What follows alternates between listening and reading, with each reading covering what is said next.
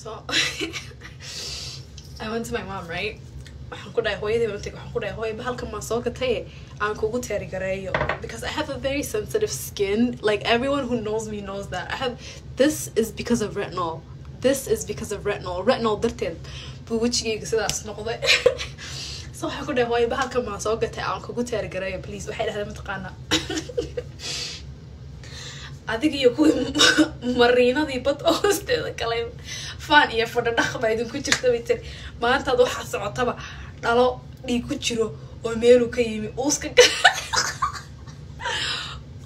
gaalada laga soo shubayaan aadan ogay baad ii keentad leedahay marsa bay tiri adiga iyo kuwa mariinada bay tiri isku mid baa tihiin because faan baa ku dilay bay tiri adna iyo fadha dhaqsa u socotid maanta ba dhiig soo gadatay هوي معن stitchy وحاني $10 maybe $12 وها I'm not sure but it was very inexpensive وحيرو تشاون بوها ما كنا هوي وجهي يحطوا يقرحني ما كنت دينا ما اسكو كي تيري جريسين اي ترى ما ناس كنت تيري جرايا بديك قال اسكو تيري جرايا يا وح ميل درني